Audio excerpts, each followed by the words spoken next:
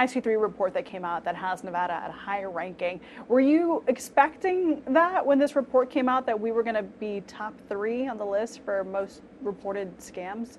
So let's step back. So in terms of when you look at the top states in the country that filed complaints, it's California, Texas, Florida. And then in terms of dollar losses associated with those complaints, it's the same 3 states.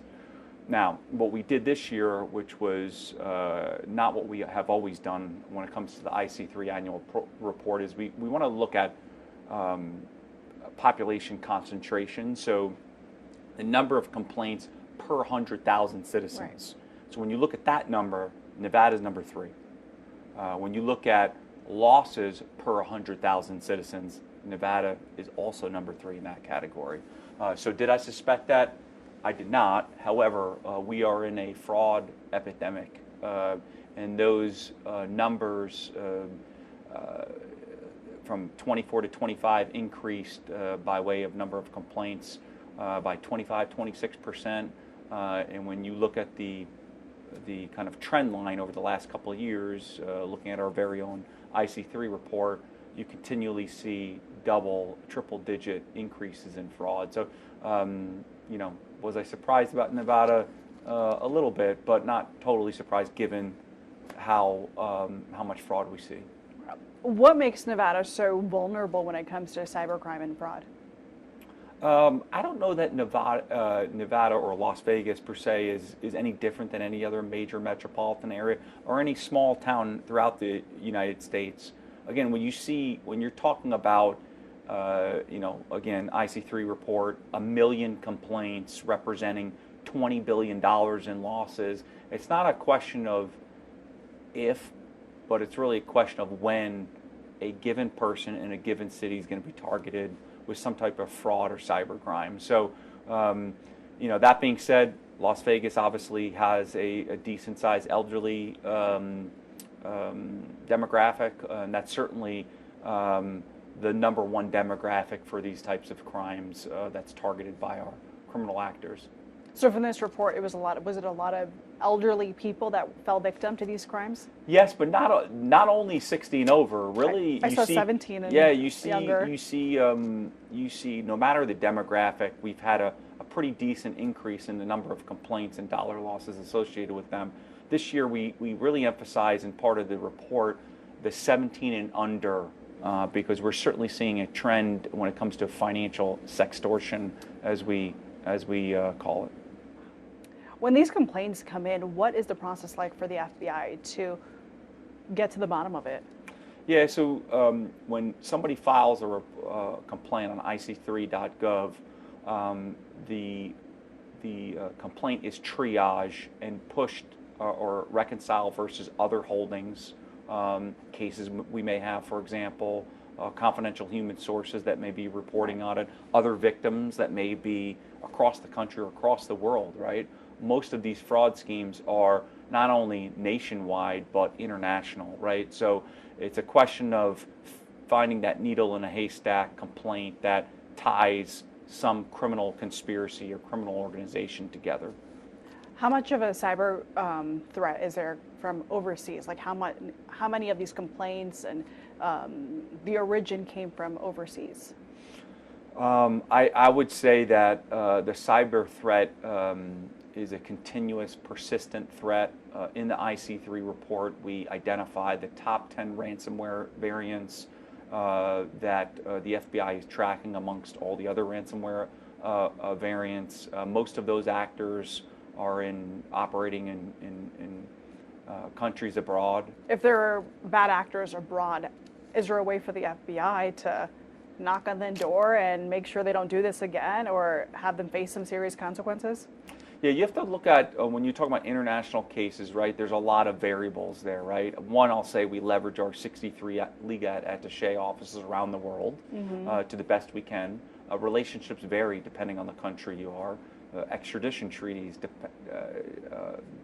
depending on what country you are, may or may not be a helpful avenue, but we'll stick with the cyber criminal actor. A lot of times it's not just about the arrest, it's, hey, can we take that server offline in some capacity? Can we disrupt them another way through their travel habits, through whatever financial mechanism or venue they're using? It's not, every case is different. Is there ever a possibility of recuperating that money? I'm glad you asked that question. So one of the things that I see if I'm a victim, and most of the victims are sending fraudulent wires, right? So we'll stick with the wire transaction because that's the bulk of what we see. When they send a fraudulent wire, there is a way to freeze and recoup that money. Okay. And we do that through our relationships with U.S. Treasury, specifically the Financial Crime Enforcement Network. So I send fraudulent wire, realize afterwards, I could go on ic3.gov, and there's a process behind that that helps to freeze and recoup that money. It's been very successful. In FY25, we had about 60% of those wires, $600 million for victims, frozen and recalled. Wow. To them. The caveat there is that time is of the essence. So what I mean by that is within the first 24 hours, our success rate using that tool is about 70-80%.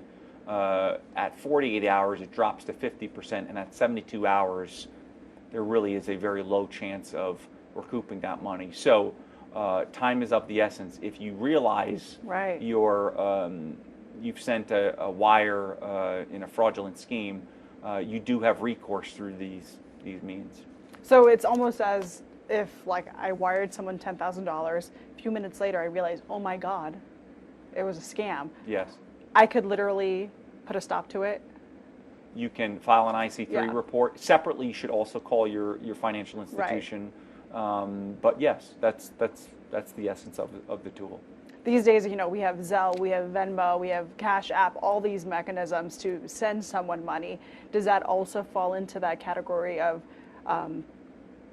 you guys are able to recoup that money that way? Yeah, so we're talking about wire transactions. Okay. So those apps are in another category, which I would consider when we talk about those cash apps, if you will. To me, that's about good cyber hygiene.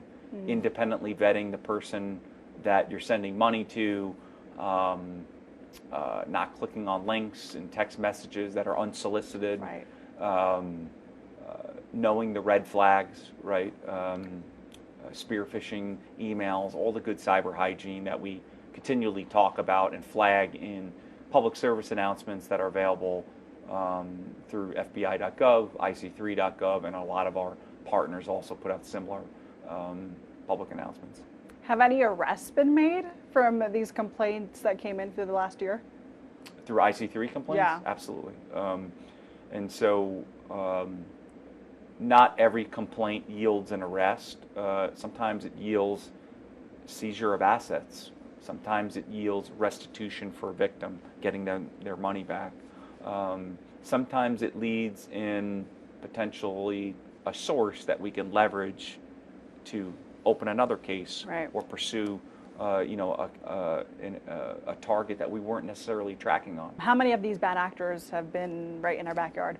That's hard to say. I could tell you that the FBI Las Vegas office it certainly has a number of fraud and cybercrime cases currently open where we're looking at targets both here, nationwide, and internationally. What is next for Nevada when it comes to cybercrime, and what is FBI Las Vegas doing to make sure we don't end up on that list again? I think the answer to both of those questions is outreach, outreach, outreach. So we do a ton of outreach because we can't arrest ourselves out of these situations, whether you're talking about fraud or cybercrime, ransomware, intrusion actors. So I think that that outreach, whether we do it through things like our community outreach, our private sector outreach, our critical infrastructure is huge. Obviously, being in Nevada, having the different military installations, right. Having things like Hoover Dam. We do a lot of outreach in those sectors to try to help them harden their infrastructure against cyber criminal actors, nation-state actors, and fraudsters. The top demographic, and we talked about it earlier, is that 60 and over, the elderly, right? Why are they targeted? They're targeted because a lot of times they're isolated. They do not practice good cyber hygiene. And quite frankly, the criminal actor knows they've spent their life accumulating wealth. They've worked, perhaps they've retired, right? So it's a good target. They know that they have wealth to target. So I would say that to the elderly, especially in Las Vegas, don't be embarrassed. IC3.gov is a great way to report those complaints, but unfortunately, when we go out and we talk to elderly victims, they're embarrassed. It's a source of shame. They're also scared that a family member may kind of take their independence away, thinking that perhaps they're cognitively kind of declining, right. And that's why they're susceptible to this. So I would say, and it's not just the elderly, all demographics are hit when it comes to fraud and cybercrime. So not just the elderly, but really anybody we would encourage to call the FBI 1-800 call FBI or FBItips.gov or IC3.gov.